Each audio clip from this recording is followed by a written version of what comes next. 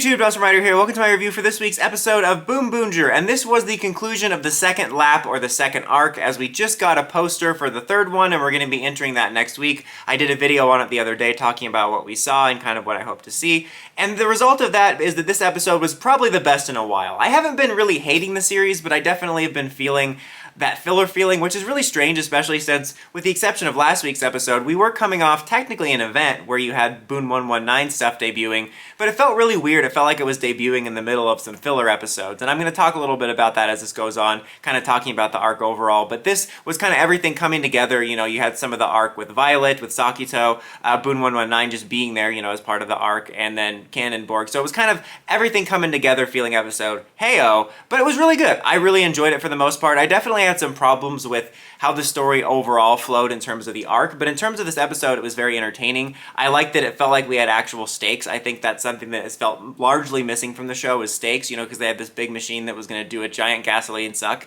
hey-oh, and so there was actual, like, a feeling of danger.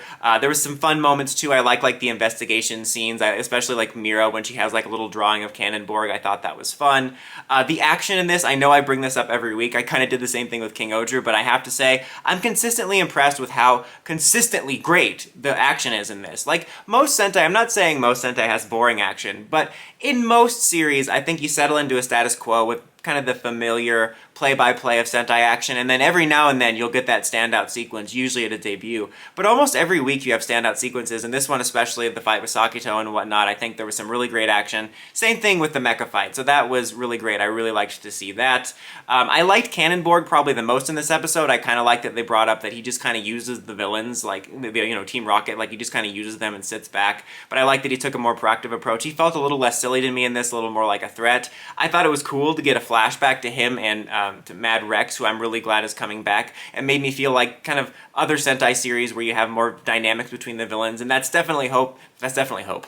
It's definitely something I hope to see going into the next arc, is the villains feeling more like a threat and less like Team Rocket. You know, I've kind of always complained, or I feel like I'm always complaining about when you have these villain series where they're just kind of wandering the streets, but when I think about it, in recent years we actually have had more villains with bases, like Zenkaiger, Kara Major had it, to a degree I guess Don Brothers did, just last year with King Odru, the villains, you know, they had that base where something about them going to like a big base where like there's a throne or something, just makes it feel like there's a big threat on the horizon, but when you have these series where they're just wandering the streets, it just doesn't feel like a threat when you just have a bunch of like homeless people doing random stuff. And it reminded me of something for the longest time, and I realized it reminds me of Goldar and Rito just wandering around during that arc during Series 3, and that's what it feels like to me when you have 2 to 3 villains. They're just kind of making plans in random alleyways and warehouses. Anyway, that was a bit of a tangent. Also, there was a nice little bit of intrigue with the ISA when they're trying to figure out things. They got some information about Cannonborg and the villains, and they don't know how the ISA got that information,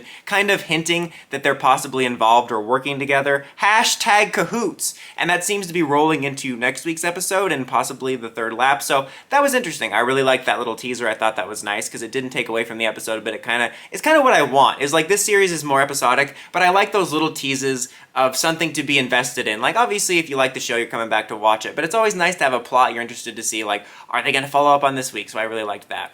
Now, this is going to sort of bridge the positives and the negatives / mixed, is the final fight overall did feel like a culmination of the series. You know, we got a pretty cool little formation where they're kind of standing behind each other. That sounded weird, but it was really cool. It did feel like a culmination. It felt like a season finale sort of type thing, or an arc finale, which I really liked, and everything felt kind of weighty with that. And I really did like some of the aspects of Sakito, his arc coming to a, not conclusion, but a conclusion, I guess, for this arc of him really working with them. And there were elements of that I liked, and it did feel like it brought a lot of the elements from this lap together. However, going into the negatives, I wish it felt more earned, and by that I felt that it was weird to have this episode feel like this was when he was finally working with the team, when he's been working with them since like the 2 or 3 episodes after he debuted, because that was something I talked about during my reviews for his debut episodes, was he brought together a really interesting dynamic of like this kind of rogue presence that maybe wouldn't work with the heroes or villains, and of course it's Sentai, you're gonna have him working with them eventually, but I was like, let this breathe a little bit. This is really interesting, especially with BoonBoomger, which for a lot of people can get a little boring sometimes.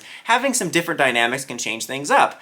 And they really resolved that rather quickly. Like, he's mostly been working with him. Like, here and there, he's like, oh yeah, I'm gonna make my snarky comment, or I don't like working with you guys. But ever since, like, the third episode after he debuted, he's just been rolled into all the filler activities. So I feel this arc and this, like, sequence of him, like, oh, I'm finally joining you and I'm better with friends or whatever, would have hit harder if he hadn't been working with them the whole time. I think that made me retroactively feel like I wish he would have just been kind of working on his own, you know, working with the Rangers when he needed to, but kind of working on his own until this moment. And then after that, then you have the classic storylines of him working with everybody. I think that would have been nice, because then we would have gotten a nice handful of episodes in this arc with an actually interesting and different dynamic. And then you have it all come together, and then in the second half you could have some classic Sentai action with the Sixth Ranger being on the team and everything. So it just felt weird that felt so disjointed. And again, talking about the arc overall, it feels weird to say it felt like not a lot happened in this arc, because you did have the debut of a Sixth Ranger and you had the debut of a power-up, but it didn't feel like there was this big cohesive narrative of all these things. It felt more like those were two things that just happened to be there because it was time in the toy schedule for it to happen. So it felt like a really weird end, because it felt like satisfying, like everything was coming together, but it made me realize how disjointed this arc felt. Like, the first lap wasn't the most cohesive, serialized thing ever, but because we were at the beginning of the series, it was all about building that core team of 5, and then so it felt kind of like a complete story. Like, yeah, we have the core 5 together.